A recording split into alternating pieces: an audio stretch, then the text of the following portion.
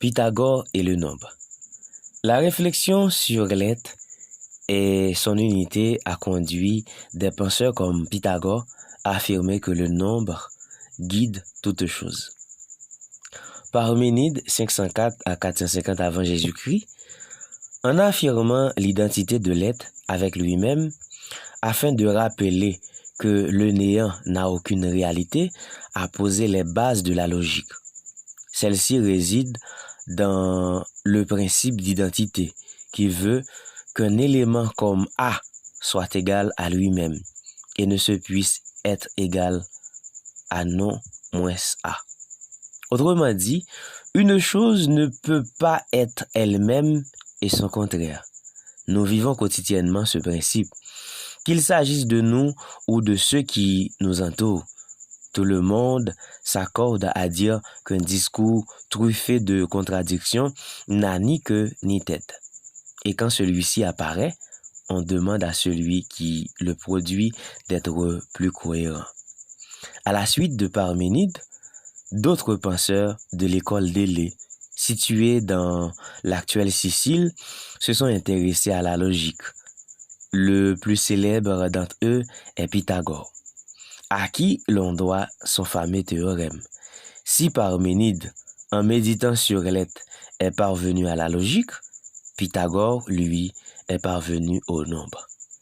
Il a interprété le fait qu'un élément A soit égal à lui-même comme un principe d'harmonie, renvoyant à l'unité d'une chose avec elle-même et donc à l'un.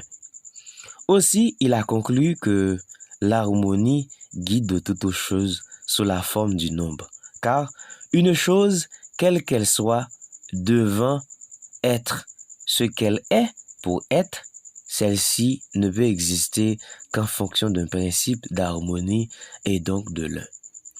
Pythagore a découvert que chaque chose devant être en harmonie avec elle-même afin d'être, tout est guidé par l'un. On comprend dans ces conditions qu'il ait pu dire que le nombre guide toute chose. Ce principe l'a amené à développer une théorie astronomique fondée sur l'harmonie des sphères célestes. Celles-ci produisant de la musique au cours de leur mouvement. On doit également à Pythagore la découverte du nombre d'or en architecture, proportion considérée comme étant particulièrement esthétique.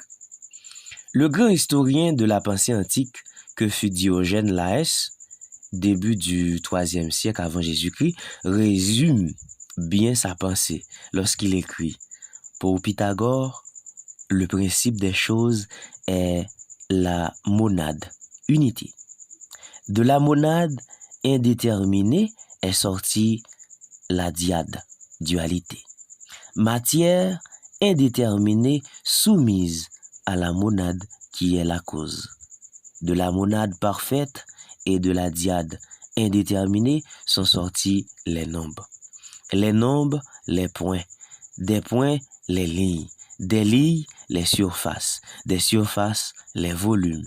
Et des volumes, tous les corps. Au XVIIe siècle, Galilée, 1564-1642, a repris l'intuition pythagoricienne lorsqu'il a formulé l'idée selon laquelle la nature est écrite en langage mathématique.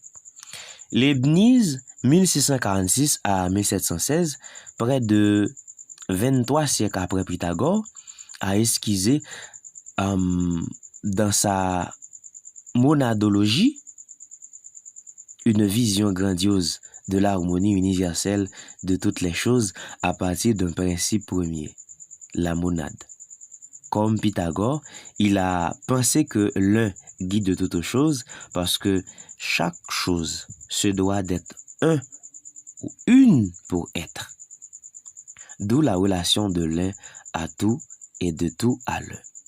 Plus récemment, Gaston Bachelard a fait remarquer que les physiciens s'accordent à dire aujourd'hui que nous ne pouvons avoir accès à la matière que sous une forme mathématique. celle-ci étant la seule en mesure de pouvoir rapprocher sa complexité.